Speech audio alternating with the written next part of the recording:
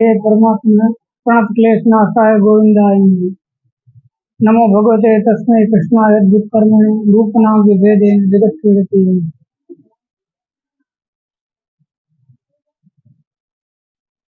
आज षष्ठी है।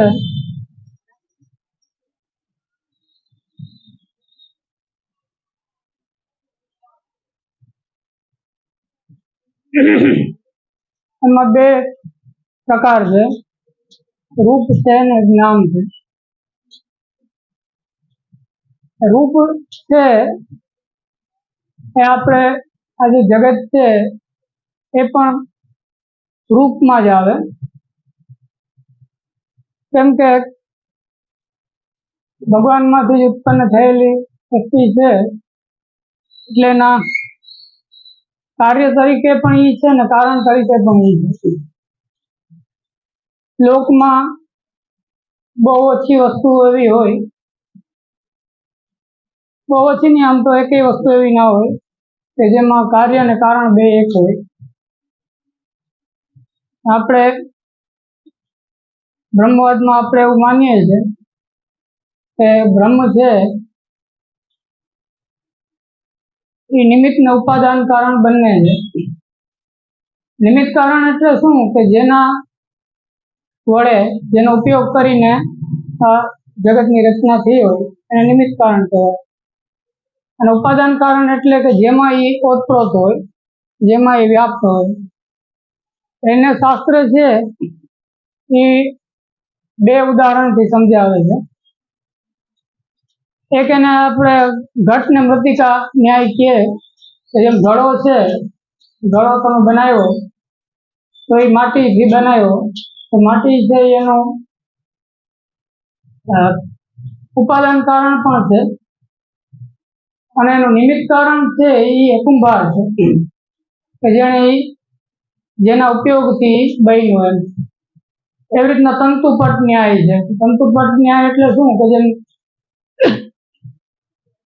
દોરા હોય એનાથી કોઈ કાપડ બને તો કાપડ છે એનું ઉપાદાન કારણ છે અને એને બનાવવા વાળો જે વ્યક્તિ હોય એનું નિમિત્ત કારણ કહેવાય। તો એ બધા ઉદાહરણોમાં આપણે એક વસ્તુ જોવામાં આવે કે બંને એક નથી હોતું, નિમિત્ત ને ઉપાદાન કારણ। એવી જ રીતના જે કાર્ય અને કારણ હોય એમાં આત્યંતિક ભેદ ના હોય। આત્યંતિક ભેદ નો મતલબ શું કે જેમ આપણે કહીએ કે દૂધ હોય, દૂધમાંથી દહીં થઈ ગયું, દહીં થઈ ગયું તો દહીંમાંથી પાછું દૂધ ના થાય, એને આત્યંતિક ભેદ કહેવાય કે હવે કાંઈ એમાં થાય નહીં, દૂધમાંથી દહીં થઈ ગયું, ફાટી ગયું। પરંતુ જો આપણે આ જગતને ભગવાનમાં વિકાર આવ્યો કે ભગવાનમાં આ ત્રણેય ગુણ જે છે સાત્વિક રાજસ તામસ એના વિકારથી આ જગત ઉત્પન્ન થયું તો ભગવાન તો શુદ્ધ છે, દોષ રહિત છે। એ ભગવાનમાં જયારે સાત્વિક રાજસ તામસનો વિકાર આવ્યો અને એ વિકારથી આ જગતમાં પરિણમ્યા ભગવાન પોતે, તો પછી આ જગત દૂધ જેવું શુદ્ધ છે કે ભાઈ જગત છે દહીંની જેમ ભગવાનમાંથી પરિણમ્યું પણ વિકાર વાળું થઈ ગયું એટલે એમાં સાત્વિક રાજસ તામસ છે અને એના કારણે એ શુદ્ધ નથી દૂધ જેવું। આવી બે દ્રષ્ટિ ઉત્પન્ન થાય। આપણે એમ માનીએ છીએ કે આપણે અવિકૃત પરિણામમાં માનીએ છીએ કે જે પરિણામ છે એ પણ વિકૃત નથી। એનો મતલબ શું થાય કે જે જગત બની ગયું એ જગત પણ ભગવાન જેવું શુદ્ધ જ છે, એમાં કોઈ વિકાર નથી, એટલે આપણે બ્રહ્મવાદી કહેવાય કે શુદ્ધાદ્વૈત બ્રહ્મવાદ છે। આ જગત ભગવાનમાંથી બન્યું અને સાત્વિક રાજસ તામસ ગુણોના ઉપયોગથી ભગવાન આ જગતને બનાવ્યું, તો ભાઈ જગતમાં વિકાર આવ્યો કે ના આવ્યો? તો આપણે કહીએ ના આવ્યો। કેમ ના આવ્યો? અવિકૃત પરિણામમાં આપણે માનીએ છીએ। એટલે આપણે ત્યાં ઉદાહરણ આપીએ છીએ કે જેમ સોના હોય, સોનું, એ સોનામાંથી જેમ ઘણી બધી વસ્તુઓ બનાવવામાં આવે એનો ખાલી આકાર બદલે પણ વાસ્તવમાં મૂળમાં તત્વ તો સોનું જ રહે, સુવર્ણ જ રહે. એવી જ રીતના આ જે જગત છે એ ભગવાનમાંથી એના સચ્ચિદાનંદ જે ગુણધર્મો છે એ ગુણધર્મોથી આ જગત બનાવવામાં આવ્યું. તો એ ગુણધર્મોથી બનેલું જગત છે એના સદગુણથી બનેલું. જે કાંઈ દેખાય છે આપણને, જે કાંઈ આપણને અનુભવાય છે, પૃથ્વી, જલ, તેજ, વાયુ, આકાશ, અગ્નિ આદિ તત્વોને આપણે જોઈએ છે 28 તત્વ. તો જે કાંઈ પણ આપણને અનુભવાય છે કે જે કાંઈ પણ આપણે જોઈએ છે એ બધું વાસ્તવમાં બ્રહ્મ છે, એનું સ્વરૂપ છે બ્રહ્મનું. તો બ્રહ્મનું જ સ્વરૂપ છે તો પછી વિકાર આવ્યો ક્યાં? આપણે કહીએ કે સાત્વિક, રાજસ, તામસ એમાં 3 ગુણ ભળ્યા એટલે સૃષ્ટિ ઉત્પન્ન થઈ. તો પછી 3 ગુણ આવ્યા તો વિકાર આવ્યો ક્યાં? ને ના આવ્યો તો અવિકૃત કેવી રીતના રહ્યું? એમાં એવું છે કે એ 3 ગુણનો ઉપયોગ છે એ ખાલી વસ્તુને આકાર દેવા પૂરતો છે. વાસ્તવમાં જે સત પદાર્થ છે એ મૂળમાં સત પદાર્થ જ રહે છે, એમાં કોઈ વિકાર આવતો નથી. અને એ કારણથી જ આપણી દ્રષ્ટિમાં સર્વમ ખલુ ઇદમ બ્રહ્મ એ દ્રષ્ટિ આપણે માનીએ છીએ કે આ જે કંઈ પણ દેખાય છે, અનુભવાય છે એ બધું બ્રહ્મરૂપ છે. હવે બ્રહ્મરૂપ છે એને આપણે આ જે દ્રષ્ટિ છે એને આપણે આધ્યાત્મિક અદ્વૈત કહીએ. આ દ્રષ્ટિ છે એ આપણી આધ્યાત્મિક અદ્વૈત છે. તો મૂળ જે તત્વ બ્રહ્મ તત્વ જે છે એ બધે વ્યાપ્ત છે, બધામાં બ્રહ્મ તત્વ છે. આદિભૌતિક અદ્વૈત શું? તો કે જે પદાર્થ છે, પૃથ્વી, જલ આદિ જે કંઈ પદાર્થો છે એ બધો પદાર્થ પણ બ્રહ્મરૂપ છે. એટલે બધો પદાર્થ બ્રહ્મરૂપ હોવાના કારણે એનું જે ભૌતિક સ્વરૂપ છે એ બ્રહ્મરૂપ છે. નહીં તો કોઈકને એમ થાય કે ભૌતિક સ્વરૂપ તો બ્રહ્મરૂપ નથી, આપણે એમ કહીએ તો ચાલે. કેમ કે ભૌતિક સ્વરૂપમાં આપણને કોઈ એવું કંઈ બ્રહ્મ જેવું દેખાતું નથી. પદાર્થ ગમે જોઈએ, રસ્તો છે કે ભૂમિ છે કે કંઈ પણ ઝાડ છે કે પશુ પક્ષી છે, તેમાં કોઈ બ્રહ્મના ગુણધર્મો આપણને દેખાતા નથી. તો આપણને એમ થાય કે ભાઈ જે ધર્મો બ્રહ્મના હોવા જોઈએ એ તો આપણને આમાં કંઈ દેખાતું નથી, તો આને આપણે બ્રહ્મ માનવું કેમ? તો એમાં એવું છે કે સચ્ચિદાનંદ જે આપણે કહીએ છીએ કે ભાગવતનું જે પ્રારંભિક સ્તુતિ છે, સચ્ચિદાનંદ રૂપાય વિશ્વોત્પત્યાદિ હેતવે. સચ્ચિદાનંદ રૂપાયનો મતલબ શું? કે સચ્ચિદ ને આનંદ જે છે 3 તત્વ, એ 3 તત્વથી બનેલા જે બ્રહ્મ છે એ આ સૃષ્ટિની ઉત્પત્તિ, સ્થિતિ ને લયના કારણરૂપ છે. હવે જો આ 3 ને 3 એવું 9 વસ્તુ છે આખી સિચ્યુએશનને સમજવા માટે. કે આપણે કહીએ કે સચ્ચિદાનંદ, સચ છે, ચિત્ત છે ને આનંદ છે. પછી આપણે કહીએ કે સાત્વિક, રાજસ ને તામસ 3 ગુણ છે. તો જે સત પદાર્થ છે, ભગવાનનો જે સદગુણ છે એની સામે સાત્વિક ગુણ છે પ્રકૃતિનો. કેમ કે આખી જે લીલા છે એમાં એક પ્રકારનો વ્યવહાર વિનિમય છે. ભગવાનનું જે સચ્ચિદાનંદ છે એની સાથે પ્રકૃતિનો જે સાત્વિક, રાજસ, તામસ 3 ગુણ છે એનો એક પ્રકારનો વ્યવહાર. એ વ્યવહાર હોવાના કારણે આપણે એના કરેસ્પોન્ડિંગ ગુણ કે ભાઈ જે સદગુણ છે એ સદગુણની સામે શું આવે તો કે સત્વ ગુણ આવે. પછી રજોગુણ છે એ કેની સામે આવે તો સિદ્ધની સામે આવે. ભગવાનનું જે ચૈતન્ય છે એની સામે રજોગુણ આવે. કેમ કે ચેતના છે એ જ રજોગુણનો ધર્મ છે. રજોગુણમાં રહેલી રજોગુણતા, આપણે એમ કહીએ કે રજોગુણ છે તો માણસમાં કોઈમાં રજોગુણ છે હોય એમ આપણે કહીએ.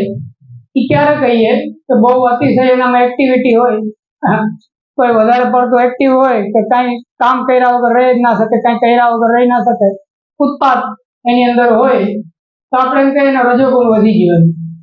તો રજોગુણ એની અંદર વધી ગયો વ્યક્તિની અંદર, એનો મતલબ શું થયો કે જે ચિત્તગુણ છે એ વધારે અભિવ્યક્ત થવા માંડ્યો. એટલે કહેવાનો મતલબ એ છે કે સાત્વિક, રાજસ ને તામસ જે પ્રકૃતિના ગુણો છે એમાં પોતાનામાં સ્વતંત્ર તાકાત નથી કે કોઈ વસ્તુનો સ્વભાવ બદલાવી શકે કે કોઈ વસ્તુનો સ્વભાવ ફેરવી શકે. એ એની પોતાની શક્તિ નથી. એ શક્તિ કેની છે? સચ્ચિદાનંદની છે.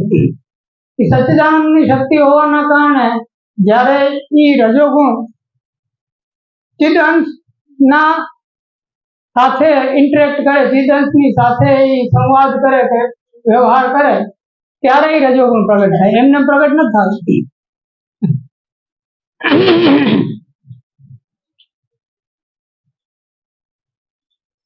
એટલે કહેવાનો મતલબ એ છે કે સ્વતંત્ર રૂપેણ આ જે પ્રકૃતિના 3 ગુણો છે એ પોતાની મેળે કાંઈ પણ કરવાને સમર્થ નથી. સ્વતંત્ર રૂપેણ એ કાંઈ કરી શકે એમ નથી. જ્યારે એને કંઈક ભગવાનનો ચિદંશનો સહકાર મળે મૂળમાં કારણ રૂપે, ત્યારે એનો રજોગુણનો ગુણ પ્રગટ કરી શકે. એટલે ચિદની સામે રજોગુણ છે અને જે આનંદ છે એની સામે તમો ગુણ છે. કેમ કે જ્યારે માણસ આનંદનો અનુભવ કરતો હોય ત્યારે એ આનંદના અનુભવમાં એને એક પ્રકારની વિસ્મૃતિ હોય, એને કઈ સ્મરણ ના હોય, એને પોતાના અહંકારનું, સમયનું, બધાનું ભાન ભૂલાઈ જાય. આપણે નંદ મહોત્સવનું વર્ણન આવે ભાગવતમાં, તો એ નંદ મહોત્સવના વર્ણનમાં એવું બધું વર્ણન આવે છે કે જે લોકો એ મહોત્સવમાં ભાગ લેતા હતા એને બધી વિસ્મૃતિ થઈ ગઈ, કાંઈ એને સ્મૃતિ ના રહી. એટલે એનાથી બતાવે છે કે એ તમોગુણ ને કરેસ્પોન્ડ કરે છે. અને પછી એની સામે આપણે મૂકી શકીએ કે જે કીધું વિશ્વ ઉત્પત્તિ આદિ હેતવ્ય, કે વિશ્વની ઉત્પત્તિ, સ્થિતિ ને લય એના હેતુરૂપ છે. તો ઉત્પત્તિનો હેતુ શું? ઉત્પત્તિ કેનાથી થાય? કોકને એમ થાય કે ભગવાનના રજોગુણથી થાય. ઉત્પત્તિ છે રજોગુણનું કાર્ય છે. બ્રહ્માજી છે એ રજોગુણના અધિષ્ઠાતા છે. બ્રહ્માજી દ્વારા ભગવાન સૃષ્ટિની ઉત્પત્તિ કરે છે, એટલે એ રજોગુણ પ્રધાન છે. બરાબર છે. પછી એટલે મૂળમાં ચિદંશથી થાય. પછી સ્થિતિ છે તો એ કેનાથી થાય? તો આપણું વિષ્ણુ પાલક છે એનાથી સ્થિતિ થાય. અને એનો મૂળ ગુણ કયો? તો સાત્વિક ગુણ, સત્વગુણ છે. એ સત્વગુણથી આ પાલનનું આખી પ્રક્રિયા થાય, સ્થિતિ થાય, જેની સ્થિતિ કહેવાય. જે 10 લીલા હોય એમાં કે સર્ગ વિસર્ગ એ ઉત્પત્તિમાં આવે, સ્થાન પોષણ એ સ્થિતિમાં આવે, એવી રીતનું. એટલે કહેવાનો મતલબ એ છે કે જે સ્થિતિ છે એ સત્વગુણથી થાય. ભગવાનનો જે સત્વગુણ છે એના દ્વારા એની સ્થિતિ થાય. કારણરૂપ સત્વગુણ, જીવનો સત્વગુણ નહીં. જીવમાં જે આપણને સત્વગુણ દેખાય છે એ નહીં, પણ કારણ રૂપે જે સત્વગુણ છે જેને આપણે સદગુણ કહીએ, સચ્ચિદાનંદમાંથી, એ સત્વગુણના કારણે આ બધું થાય. અને પછી કે લય, વિશ્વોત્પત્તિ આદિ હેતુ, આદિમાં પછી લય આવી ગયું કે જે સૃષ્ટિનો લય થાય, તો લય છે એ તમોગુણનું કાર્ય છે. લય છે એ નાશના અર્થમાં છે, તો એ તમોગુણથી થાય. અને એના અધિષ્ઠાતા મહાદેવજી છે, તો એમાં પણ કારણ રૂપે જે તમોગુણ છે એનું એ કાર્ય છે. એટલે કહેવાનો મતલબ એ છે કે પ્રકૃતિના જે ગુણો છે એ સહજ રૂપે પોતે શક્તિશાળી નથી, પરંતુ કારણ રૂપે જ્યારે એમાં ભગવાનના ગુણો બિરાજમાન હોય ત્યારે એ કાર્ય પોતાનું કરી શકે. એટલે ભગવાને આખી સૃષ્ટિ ઉત્પન્ન કરી દીધી. એ સૃષ્ટિ ઉત્પન્ન કર્યા પછી એ સૃષ્ટિમાં આપણને ક્યાંક સત્વગુણ, રજોગુણ કે તમોગુણનું કાર્ય કાંઈ ને કાંઈ થતું દેખાય, એટલે તરત આપણને એમ થાય કે આ માયા કાર્ય કરે છે. ત્રિગુણાત્મિકા માયા છે. આ 3 ગુણનું કાર્ય છે એટલે માયા આખું આ કાર્ય કરે છે. પણ હકીકતમાં એવું છે કે એમાં પણ કારણ રૂપે તો ભગવાન જ છે. લાગે છે એવું, કે માયા દ્વારા આ કાર્ય થાય છે. મૂળમાં કારણ રૂપે ભગવાન છે, કેમ કે જે શક્તિ છે તેનું સામર્થ્ય છે ત્રણેય ગુણોનું, એ પાવર કે એ સામર્થ્ય કે એ શક્તિ, એનો સ્વભાવ, એ સ્વભાવ તો પાછું ભગવાનમાંથી જ આવે છે. જેમ વસ્તુ છે જેટલી આપણે પૃથ્વી જલ તેજ વાયુ ને આકાશ કહીએ, પંચ તત્વો આપણે જેને કહીએ,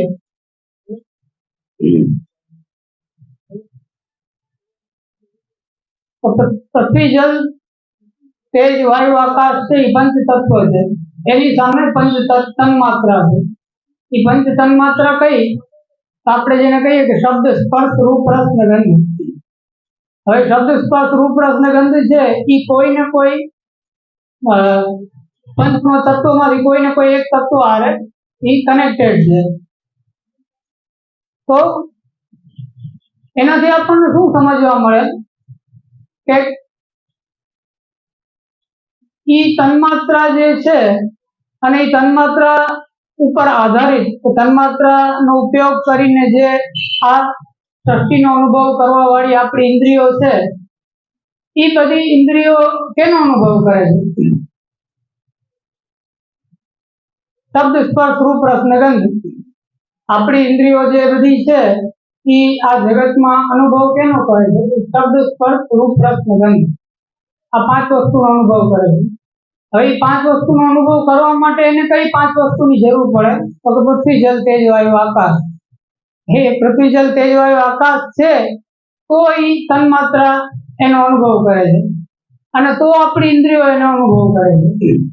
એટલે કારણમાં છેલ્લે બધામાં ભગવાન આવે. એટલે જે આપણે 28 તત્વો કહીએ તો 28 તત્વોમાં આપણે એક ભગવાનને પણ ગણીએ. કેમ કે જે નૈયાયિક કે માધ્યમિક કે એ લોકો હોય, તર્કવાદી લોકો હોય કે જે કેવલ ને કેવલ તર્કમાં જ માનતા હોય, બીજી કોઈ વસ્તુમાં ના માનતા હોય, એ કોઈ 24 તત્વ કે કોઈ 25 તત્વ કે કોઈ બ્રહ્મને ના ગણે, ભગવાનને ના ગણે, અને એમ કે આ જે સૃષ્ટિ છે એ આ બધા તત્વોથી બનેલી છે અને તત્વોના જ આંતરિક કોઈ ને કોઈ વ્યવહારથી આખું આ સૃષ્ટિનું જે ચક્ર છે એ ચાલે છે. તો પછી એમાં એક વસ્તુ આપણને સમજી નથી શકાતી. એ સમજી નથી શકાતી એ છે કે જે તત્વનું સામર્થ્ય છે, તત્વનો જે સ્વભાવ છે વસ્તુનો, જેમાં આપણે ત્રણ વસ્તુ હોય, કાલ, કર્મ ને સ્વભાવ. અને સ્વભાવ છે એ દરેક પદાર્થનો સ્વભાવ હોય. કોઈ પણ પદાર્થ હોય એનો કઈ ને કઈ સ્વભાવ હોય. જલ છે એનો સ્વભાવ છે ભીનું કરવાનો, અગ્નિનો સ્વભાવ છે બાળવાનો. એવી રીતના દરેક વસ્તુનો કઈ ને કઈ સ્વભાવ હોય. તો એ જે સ્વભાવ છે ક્યાંથી આવ્યો?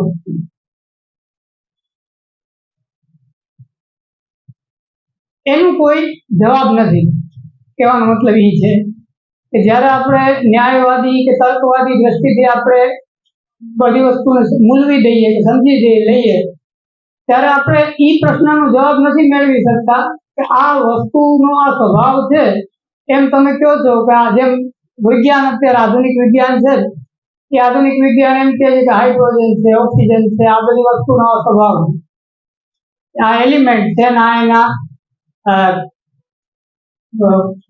કેરેક્ટરિસ્ટિક્સ કે ઇંગ્લિશમાં એના લક્ષણો છે કે આ હાઇડ્રોજન છે એ આમ કરે, ઓક્સિજન છે એ આમ કરે, કે આ પદાર્થ છે એ આમ કરે. એનો સ્વભાવ, આપણે એનો સ્વભાવ કહીએ, એ લોકો એને લક્ષણો કહે. હવે કોઈક વૈજ્ઞાનિકને કે કોઈક તર્કવાદીને કે આપણે પૂછીએ કે સ્વભાવ આવ્યો ક્યાંથી? આપણે જે કહીએ છીએ કે આ વસ્તુનો આવો સ્વભાવ છે, આ વસ્તુનું આવું લક્ષણ છે, તો એ વસ્તુનું લક્ષણ કે એ વસ્તુનો સ્વભાવ આવ્યો ક્યાંથી? તો એમાં એને એમ જવાબ દેવો પડે કે એનો મૂળગત સ્વભાવ છે, એ એમાં છે જ. એ સ્વભાવ ક્યાંથી આવ્યો એ પ્રશ્ન નકામો છે. તર્કની દ્રષ્ટિએ પ્રશ્ન જ નકામો છે, કેમ કે એ એનો મૂળગત સ્વભાવ છે, એ ક્યાંયથી આવ્યો નથી, એ એનો પોતાનો જ છે. એટલે એનો વાસ્તવિક ઉત્તર ના કહેવાય. એને સમજવા માટે આપણે એવું જ વિચારવું પડે કે કાંઈક મૂળ તત્વ એવું છે, કાંઈક મૂળ તત્વ એવું છે કે જે બધી વસ્તુમાં એનો સ્વભાવ ઉત્પન્ન કરે છે, બધી વસ્તુમાં એનો સ્વભાવને પ્રવેશ કરાવે છે. અને એ મૂળ તત્વ છે એ બીજું કઈ નથી, ભગવાન પોતે છે. કેમ કે એ મૂળ તત્વ ભગવાન પોતે છે, એના કારણે જ આપણે એને વ્યાપક કહીએ છીએ કે ભાઈ વ્યાપક છે, બધે વિદ્યમાન છે. સર્વેશ્વરસ્ય સર્વાત્મા, આપણે એમ કહીએ કે સર્વત્રૈવ અખિલસ્કૃત. સર્વત્રૈવ અખિલસ્કૃત કેમ થાય? સર્વત્રૈવ અખિલસ્કૃત એટલે શું? કે સર્વત્ર એવ અખિલ અર્થપ્રદ, એટલે બધી જગ્યાએ બધી પ્રકારના અર્થ, બધી પ્રકારના હેતુઓ ને સિદ્ધ કરનાર એવા ભગવાનની વ્યાખ્યામાં આપણે એ વાત કહીએ તો બધી જગ્યાએ બધી પ્રકારના હેતુને સિદ્ધ કરનાર જો ભગવાન હોય તો એ બધી જગ્યાએ હોવા જોઈએ ને પાછા, બધે પ્રેઝન્ટ પણ હોવા જોઈએ ને. જો એ બધે વ્યાપક ના હોય કે બધે બિરાજમાન ના હોય બધી જગ્યાઓમાં, બધા પદાર્થમાં, તો પછી બધી જગ્યાએ બધા અર્થને પૂર્ણ કેવી રીતના કરે? વિદ્યમાન હોય તો પૂર્ણ કરી શકે, નહીં તો પૂર્ણ ના કરી શકે. એટલે એ ન્યાયથી જયારે આપણે વ્યાપક કહીએ છીએ ત્યારે બધે વિદ્યમાન છે. બધે વિદ્યમાન છે તો એ કઈ રીતના વિદ્યમાન છે? દર્શન કેમ નથી થતા? તો એ વિદ્યમાન કારણ રૂપે છે, બધી વસ્તુમાં કારણ રૂપેથી વિદ્યમાન છે. જેમ આપણે એમ કહીએ કે આ શરીર છે, શરીરની અંદર ઇન્દ્રિયો છે, ઇન્દ્રિયોની અંદર અંતઃકરણ છે, અંતઃકરણની અંદર આપણું મન છે, એમાં અંદર આપણા પ્રાણ છે, પ્રાણની અંદર આપણી આત્મા છે, આત્માની અંદર અંતર્યામી છે. એવી રીતના આખા જગતમાં કહે કે સત છે, સત પદાર્થ છે. સત પદાર્થની અંદર શું છે? તો ચિત્ત પદાર્થ છે. ચિત્તની અંદર શું છે? તો આનંદ છે. એ આનંદ શું છે? ઈ જ બ્રહ્મ, ઈ જ ભગવાન, ઈ જ અંતર્યામી, ઈ જ પરબ્રહ્મ, ઈ જ લીલા વિશિષ્ટ છે. જે અલગ અલગ નામ, જેટલા નામ આપણે હરિતારા નામ છે 1000, ક્યાં નામે લખી કંકોત્રી, એના 1000 નામ, જે અલગ અલગ નામ છે એને આપણે વ્યાખ્યાન્વિત કરવાનો પ્રયાસ કરીએ. હકીકતમાં એની કોઈ વ્યાખ્યા થઈ ના શકે, એની કોઈ વ્યાખ્યા કરી ના શકે, પરંતુ એને નિષેધની રીતના એનું કઈ ને કઈ વિવેચન કરવામાં આવે. એટલે કારણ રૂપે એ બધે વિદ્યમાન હોવાના કારણે એનું જે સામર્થ્ય છે એ કોઈ વસ્તુથી બાધિત થતું નથી, કે કોઈ વસ્તુથી રોકાતું નથી, અને કોઈ સ્થાન એવું નથી કે જ્યાં એ પ્રગટ ના થઈ શકે. કોઈ સ્થાન એવું નથી કે જે એના પહોંચની બહાર હોય, કે ઈ ત્યાં એનો સ્પર્શ ના હોય. એવું હોવાના કારણે જે આપણા ગ્રંથોમાં લખેલી જે વાતો છે એને આપણે સિદ્ધ કરી શકીએ. ભાઈ પ્રભુ સર્વ સમર્થ હોય તો નિશ્ચિત બતામ સર્વ સમર્થ છે તો એ કેમ છે? સર્વત્ર અખિલસ્કૃત છે તો એ કેમ છે? વ્યાપક આપણે કહીએ તો એ કેમ છે? એમ જે કંઈ પણ આપણે કહીએ છીએ, મૂર્તિ માટે મૂર્તિ પૂજા એક વાદ છે. આપણે મૂર્તિ પૂજકમાં આવીએ. જે બીજા ધર્મો છે એ મૂર્તિ પૂજાના વિરોધી છે. અન્ય જે વાદ છે કે ઇસ્લામ છે કે ક્રિશ્ચનો છે એ બધા મૂર્તિ પૂજા નથી માનતા. આપણે મૂર્તિ પૂજાને માનીએ છીએ. હવે આપણે મૂર્તિ પૂજાને માનીએ છીએ તો મૂર્તિ પૂજાને આપણે કઈ રીતના માનીએ છીએ? એમાં એવું છે કે મૂર્તિ પૂજાને માનવા માટેની પ્રાથમિક શરત એ છે કે આપણે એમ પહેલા તો માનીએ કે એ બધે છે. નકર આપણે મૂર્તિ પૂજામાં માની ના શકીએ. પેલા આપણે એ માનવું પડે કે બધે વિદ્યમાન છે. બધે વિદ્યમાન છે તો મૂર્તિમાં વિદ્યમાન હોઈ શકે. જો બધે વિદ્યમાન નથી, એ વાતને આપણે માનતા નથી કે બધે વિદ્યમાન છે કે નહીં. એમાં આપણને સંદેહ છે બ્રહ્મવાદમાં. હવે આપણને ખબર નથી કે બધે વિદ્યમાન છે કે નહીં, તો પછી મૂર્તિમાં કેમ વિદ્યમાન હોય? તો પછી ક્યાંય બીજે વિદ્યમાન કેમ હોય? એમ જેમ શ્રી ગોકુલનાથજીને કોકે વિનંતી કરી આપને સંપર્ક કરતા કરતા કે જે આપ તો પુરુષોત્તમ છો. શ્રી ગોકુલનાથજી આજ્ઞા કરી કે અમે પુરુષોત્તમ નથી, તમારો ભાવ પુરુષોત્તમ છે.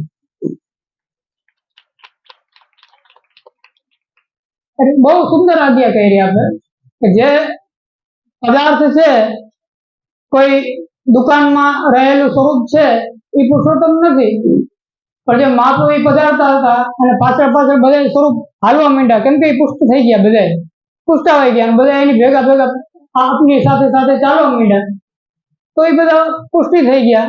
તો એમાં ભગવાનનો પ્રવેશ થઈ ગયો એમ. એટલે કહેવાનો મતલબ એ છે કે એનો આવિર્ભાવ પદાર્થમાં, કોઈ પણ પદાર્થમાં થઈ શકે જો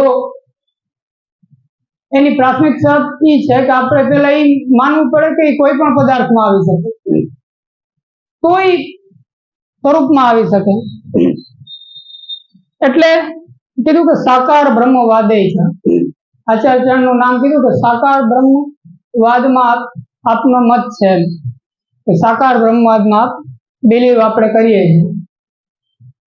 એ સાકારત્વ છે આપણા માર્ગનું કે આપણા ધર્મનું. એ સાકારત્વ ક્યાંથી આવ્યું? સાકારત્વ આવ્યું આનંદમાંથી. કેમ કે કોઈ પણ માણસને તમે પૂછો કે જ્યારે તમે આનંદનો અનુભવ કર્યો કે તમે લૌકિક સુખ નહીં પણ લૌકિક સુખથી પરે એનાથી ઉપર કોઈ વિશિષ્ટ આનંદનો અનુભવ કોઈ વ્યક્તિ કરે, જેમ કે ભજન આનંદ છે, કે કોઈ કીર્તન ગાય, કે કોઈ લીલાનો અનુભવ કરે, કે કોઈ લીલાનો અવગાહન કરે, કોઈ સ્વરૂપનો અનુભવ કરે, તો એ અનુભવ કરતી વખતે એને કંઈક હૃદયમાં આનંદનો અનુભવ થાય. વધતા ઓછા પ્રમાણમાં થાય, કે કેવો અધિકારી છે એના પ્રમાણે થાય, બધાને સરખો ના થાય. કોકને એમ થાય કે વાર્તામાં તો એમ લખ્યું કે ઓલા ભાઈ નશામાં આવી ગયા અને કોક પગ એના ડોલવા માંડ્યા, જાણે કોઈ નશામાં હોય એમ, અને એને માન પકડીને 2-4 જણા લઈને આવ્યા, એવું બધું વાર્તામાં આપણે વર્ણન વાંચતા હોય. અને પછી આપણે કીર્તન ગાવા બેસીએ, પછી આપણે તો કઈ એવું કઈ જોયું નહીં કે કઈ કોઈ પકડીને લઈ જાય, કે કોઈ ડૂબી ગયો હોય કે તલ્લીન થઈ ગયો હોય, એવો કઈ અનુભવ આપણને થયો નહીં. એટલે આમાં એવું કીડીને કણ, હાથીને મણ, એની આપણા અધિકાર પ્રમાણે, આપણી યોગ્યતા પ્રમાણે આપણને આનંદનો અનુભવ થાય. બધાને સરખો ના થાય. 84-252 ને થયો, કે તાદ્રશી ભગવદીઓને થયો, કે તદીઓને થયો, એવો ને એવો અનુભવ આપણને થશે એ જરૂરી નથી, પણ કંઈક ને કંઈક થશે અનુભવ એમ. અને જે યત્કિંચિત અનુભવ થાય છે, હવે એ અનુભવ કોઈ વ્યક્તિને થયો, માની લ્યો કે કોઈ વ્યક્તિને આનંદનો અનુભવ થયો, એને તમે પૂછો કે ભાઈ તમે શું ફીલ થયું એમ, આનંદનો જે અનુભવ થયો એની વ્યાખ્યા કરો, ભાઈ તમને શું ફીલ થયું.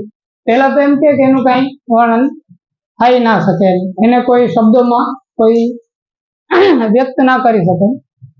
હવે શબ્દોમાં એને કોઈ વ્યક્ત ના કરી શકે તો પછી એને કેમ વ્યક્ત કરે? તો પછી એમ કે છે કે કંઈક હૃદયમાં કંઈક વિનાશ જેવો અનુભવ થયો, એને પરોક્ષ એનો દિશા નિર્દેશ છે. જાણે હૃદયમાં કંઈક રસનો અનુભવ થયો હોય, હૃદયમાં કંઈક વિનાશ લાગ્યો હોય, એવું મને લાગ્યું એમ.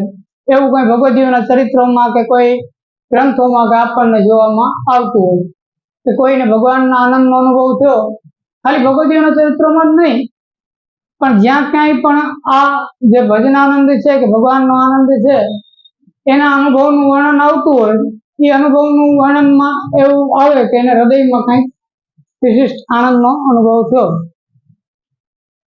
તો હવે જે આનંદનો એને અનુભવ થયો એ કેવો હતો આનંદ? એનું સ્વરૂપ શું? એનો આકાર શું? તો પ્રશ્ન ઉત્પન્ન થાય કે કોઈના હૃદયમાં આનંદનો અનુભવ થયો તો એ આનંદનો આકાર કેવો? એ આનંદનો આકાર એ માણસના હૃદય જેવો. એ માણસનું હૃદય જેવું હતું એવો આકાર એ આનંદે ગ્રહણ કર્યો. જેમ પાત્ર જેવું હોય, એ પાત્રમાં તમે પદાર્થ કોઈ પણ દૂધ કે જલ કે કઈ પદાર્થ તમે નાખો અને એના જેવો આકાર ગ્રહણ કરી લે, એવી રીતના એ જે આનંદ છે એ આનંદ જ્યારે કોઈ હૃદયમાં પ્રવેશ કરે ત્યારે હૃદયનો જેવો આકાર હોય એ આકાર નહીં ગ્રહણ કરી લે. એવું હોવાના કારણે જ આપણે પુષ્ટિ માર્ગમાં એમ કહેવામાં આવે છે કે ભાઈ તમે ભળતા કોઈ પણ વક્તા હોય કે જે ભગવાનનું ગુણગાન કરતા હોય એનું આપણે ના સાંભળવું. એવું શું કાને કહેવામાં આવે છે? પુષ્ટિ માર્ગમાં આપણે છીએ તો આપણે કોઈ બીજા કથા વક્તા કે બીજા કોઈ બોલતા હોય કે જે ભલે કૃષ્ણનું જ વર્ણન કરતા હોય પણ એનું આપણે ના સાંભળવું, એવું આપણે ક્યાં કહેવામાં આવે છે. એનું કારણ એ છે કે એના હૃદયનો આકાર અલગ છે. એના હૃદયનો આકાર છે એ જુદી જાતનો છે. એ આપણી હારે મેચ થાય એમ નથી, આપણી હારે એનો મેળ પડે એમ નથી, એટલે પછી બગડી જાય આખું એમ. એટલે એના કારણે આપણે ત્યાં એ અન્ય સંબંધને નિવૃત્ત કરવાનું કહેવામાં આવ્યું છે કે કોઈ અન્ય સંપ્રદાય નું ભલે કૃષ્ણનું જ કહેતા હોય, જેમ કે સ્વાધ્યાય છે કે સ્વામિનારાયણ છે કે બીજા પણ કૃષ્ણ ભક્તિના કેટલા બધા ધર્મો છે, એ બધા ધર્મોમાં કૃષ્ણની જ ભક્તિ છે. અને અમુક ધર્મોમાં તો લીલા પણ છે. એમાં એમ પણ કહેવામાં આવ્યું છે કે અમે લીલામાં માનીએ છીએ. તો એ પણ અષ્ટસખા અષ્ટસખી ગર્ગ સંહિતામાં જે આખો લીલાનું આપણું માળખું બતાવવામાં આવ્યું છે, એ આખા માળખાને પણ એ લોકો માને છે. તો પછી એનું સંભળાય કે ના સંભળાય? તો આપણે અહીંયા કહેવામાં આવે છે કે એનું ના સંભળાય. એનું ના સંભળાય એનું મેઇન કારણ એ જ છે કે આપણે આચાર્યચરણ જે ભગવાનને માને છે, જે કૃષ્ણને અનુભવ કરે છે, એ સ્વરૂપને આપણે ભજીએ છીએ, એનું આપણે ભજન કરીએ છીએ. એટલે કોઈ એના સિવાય કોઈ બીજાએ વર્ણન કરેલું જે ભગવાનનું સ્વરૂપ હોય એ એના જેવું ના હોય, એનાથી કંઈક અલગ હોય. એના કારણે આપણે નથી માનતા. અને એમાં કલ્પભેદ પણ છે. કલ્પભેદ થાય એટલે લીલા બદલી જાય. એટલે જેમ કલ્પ છે, આ સારસ્વત કલ્પના ભગવાનને આપણે માનીએ છીએ.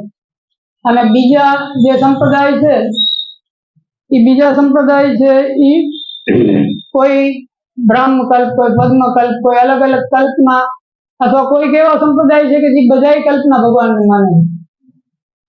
કેમ કે દરેક કલ્પમાં ભગવાનનું પ્રાગટ્ય થાય છે. કોઈ પણ કલ્પ હોય, ભગવાનનું પ્રાગટ્ય તો બધામાં થાય છે. દરેક કલ્પમાં ભગવાનનું પ્રાગટ્ય થાય છે, પણ દરેક કલ્પમાં પરબ્રહ્મનું પ્રાગટ્ય થતું નથી. એટલે કેવલ સરસ્વત કલ્પમાં જે કૃષ્ણ પ્રાગટ્ય થયું એને જ આપણે પરબ્રહ્મ માનીએ છીએ. બીજા કલ્પમાં પ્રગટ થયેલા જે કૃષ્ણ છે એ પરબ્રહ્મ નથી. એટલે એ કારણથી અન્ય કલ્પની નું વર્ણન અથવા અન્ય કલ્પની જે લીલા છે એ આપણે ત્યાં ગ્રાહ્ય નથી.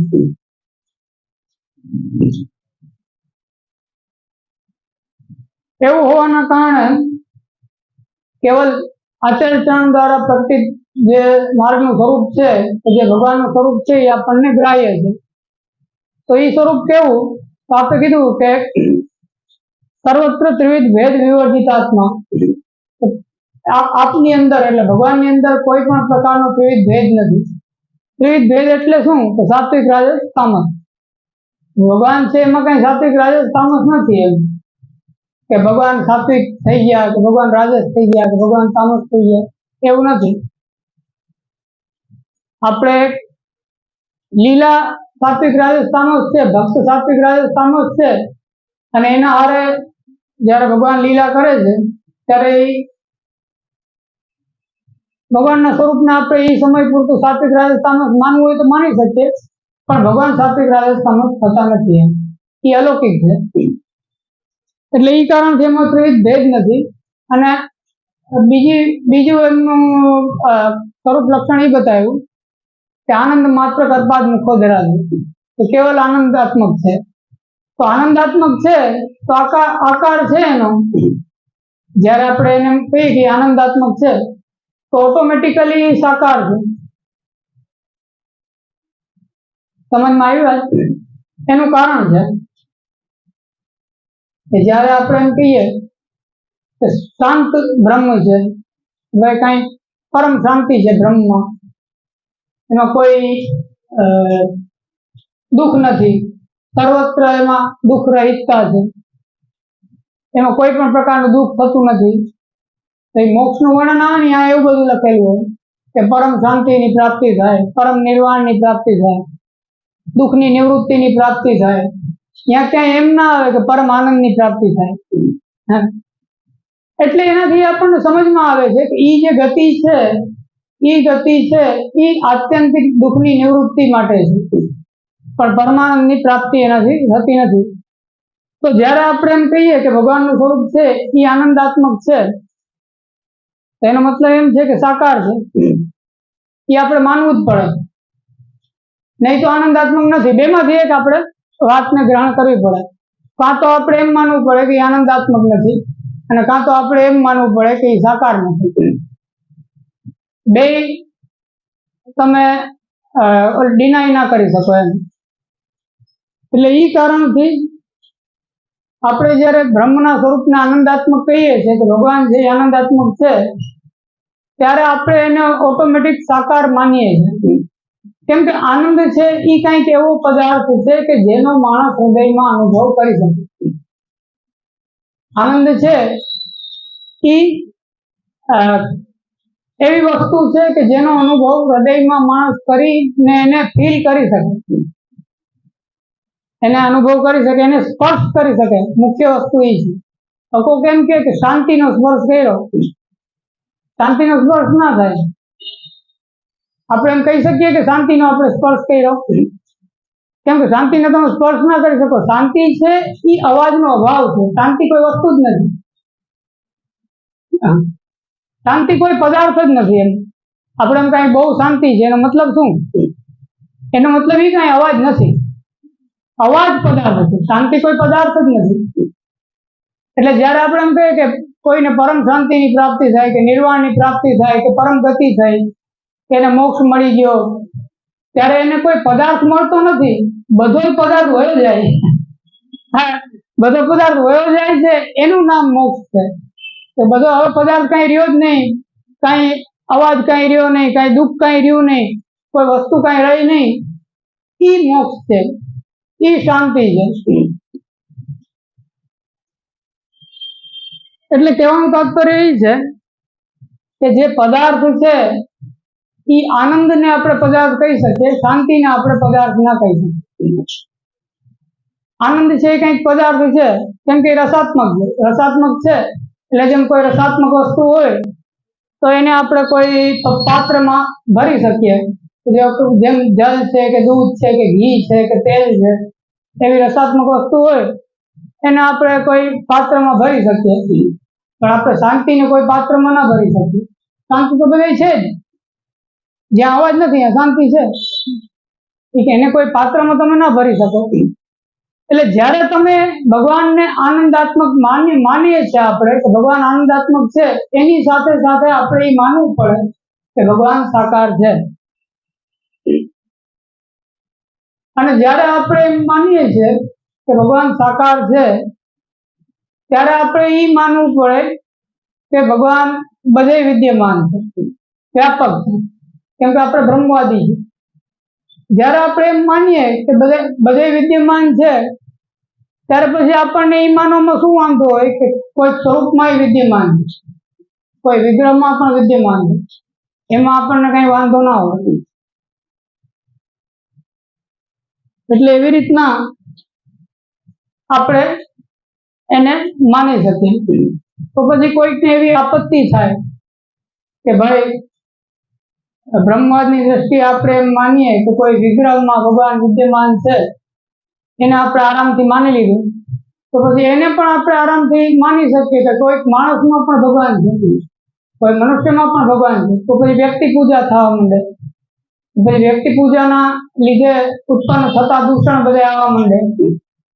તો એમાં એવું છે કે જે આંતરિક ભાવની દ્રષ્ટિ છે, એ દ્રષ્ટિથી તો આપણે માનવું જ પડે, આજે નહીં તો કાલે, છેલ્લે ગમે ત્યારે, કે બધાયમાં ભગવાન છે.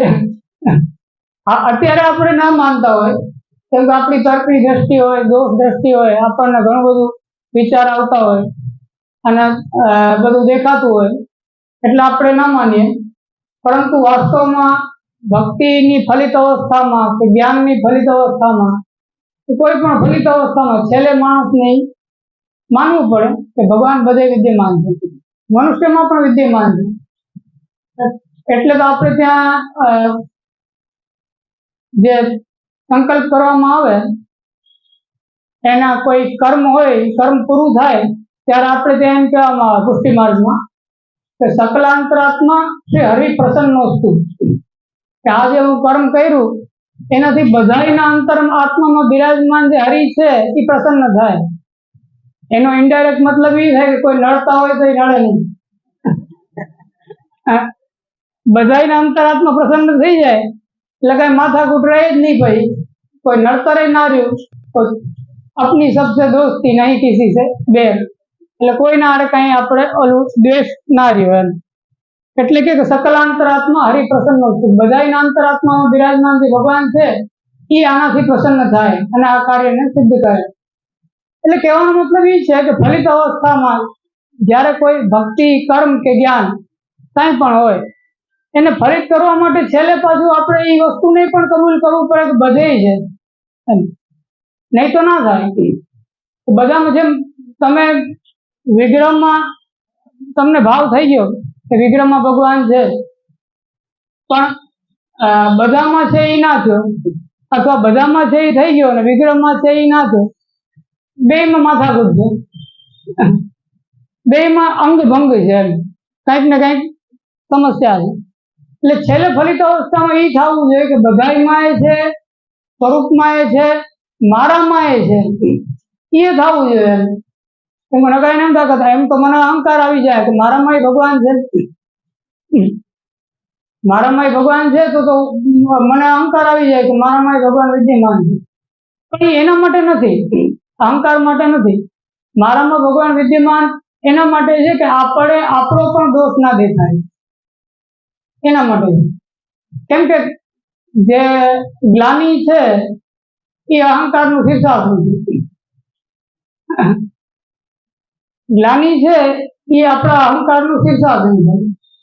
આપણે એમ હોય કે હું બહુ મોટો ભગવદીય છું તો આપણી ગ્લાની પણ મોટી હોય. આપણે એમ હોય કે હું કઈક બહુ મોટો ભગવદીય છું, હું તાજસી વૈષ્ણવ છું, તો કોઈ પણ વસ્તુની ગ્લાની પણ આપણને બહુ ભયંકર થશે. તો આ મારાથી અપરાધ થઈ ગયો, આ ભયંકર અપરાધ થઈ ગયો, હવે મારો શું થાય? આપણે એમ સમજતા હોય કે હું જીવ છું, સ્વભાવથી દુષ્ટ છું, અધમ છું, બધા દુર્ગુણો મારામાં છે, તો આપણને ગ્લાની પણ ભયંકર નહીં થાય. આ બે બાજુ છે, સિક્કાના બે પાસા હોય એવી રીતના બે વસ્તુ છે. એટલે કહેવાનો મતલબ એ છે કે છેલ્લે એને પોતાનામાંથી પણ દોષ નિવૃત્ત થવો પડે. પોતાનો સ્વનો દોષ પણ એ ના જોઈ શકે. સૌથી પહેલા ભગવાનમાંથી દોષ નિવૃત્તિ થાય. ભગવાનમાં લીલા છે આખી એ દોષ રહિત છે.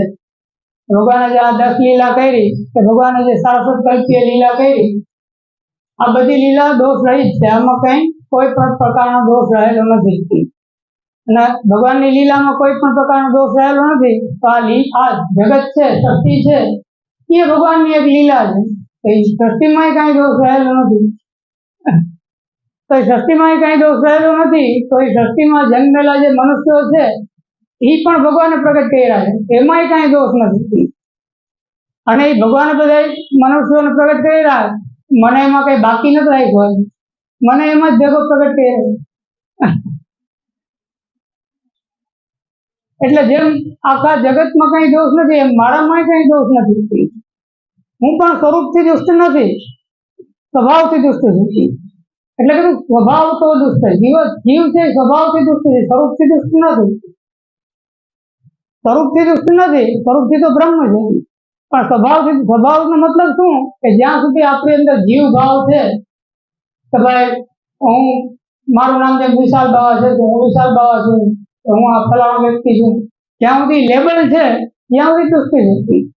લેબલ કાઢ નાખ્યું, સ્ટીકર કાઢ નાખ્યું, પછી કોઈ દુષ્ટ નથી, પછી બધા ભગવાન છે. લેબલ છે તો એ ભગવાન નથી. કેમ કે લેબલ થી છૂટો પડે, એ છૂટો જ લેબલ થી પડે છે. લેબલ કાઢ નાખ્યું તો ભગવાન જ છે, તો એમાં ભગવાનમાં કઈ ભેદ નથી. એટલે તો મુક્તિ થઈ જાય પછી ભગવાન બની જાય. જેની મુક્તિ થઈ ગઈ, અત્યારે આગળ બધા લૌકિકમાં હવે મર્યાદા માર્ગમાં લખે દેવ થઈ ગયા, પહોંચી ગયો હોય તેના માટે એમ લાગે દેવ થઈ ગયા. એટલે એમ કે દેવની ભેગા ભળી ગયા, હવે એ અલગ નથી, એમ હવે એનું અલગ અસ્તિત્વ નથી, એટલે એને એમ કે દેવ થઈ ગયા. એટલે કહેવાનો મતલબ એ છે કે એ લેબલ નીકળી જાય પછી સ્વરૂપથી તો જીવ દુષ્ટ નથી, સ્વરૂપથી તો એ ભગવાન જ છે. એટલે એ બધામાંથી દોષની નિવૃત્તિ થાય. જળ, જીવ, જગદીશ બધામાંથી નિવૃત્તિ થઈ જાય અને ત્યારે લીલા દ્રષ્ટિ ઉત્પન્ન થાય, ત્યારે આપણને ભગવાનની લીલાનો અનુભવ થાય. જ્યાં સુધી આપણને ભગવાનની લીલાનો અનુભવ ના થાય, દિલ્હી બહુ દૂર હે, એટલે બહુ ઘણું બધું કરવાનું અઘરું છે. આવી દ્રષ્ટિ આપણી જયારે કેળવાય ત્યારે આપણે વાસુદેવદાસ ઓલા પૂછ્યું કે અમે તો સાંભળ્યું હતું તમારા ઘરે ભગવાન માગી માગીને આરોગે છે, દેખાડો. એટલે વૈષ્ણવ પ્રસાદ લેતા હતા કે જો આ ભગવાન માગી માગીને જ આરોગે છે. એને ભેદ નતો, જે બીજા જોવાવાળા હતા એને ભેદ હતો, ઓલાને કઈ ભેદ નતો, તો એના દ્રષ્ટિથી આરોગતા હતા. એમ આપણી દ્રષ્ટિથી નતા આરોગતા. આપણને એમ દેખાય કે ભાઈ ભગવાન ક્યાં, આ તો ફલાણો ભાઈ છે, આ તો ઓલો ભાઈ છે, આ તો આ વ્યક્તિ છે, આ તો આ છે. આપણે તરત ઈ બોધ થાય કે આ તો ફલાણો માણસ છે, આ તો આ માણસ છે. આપણે ઈ બોધ નથી થતો, એના કારણે આપણને ના થાય. એટલે એ ભાવાદ્વૈત છે. આદિદૈવિકમાં પણ અદ્વૈત છે. બધામાં એ અદ્વૈત સિદ્ધ થાય ત્યારે લીલા સમજાય, ત્યારે લીલાનો અનુભવ થાય અને ત્યારે આપણને ભગવાનનો જે ભજનાનંદ છે એ શું છે એ આપણને ખ્યાલ આવે. આટલું કહીને વિરામ લઉં. વલ્લભાજી.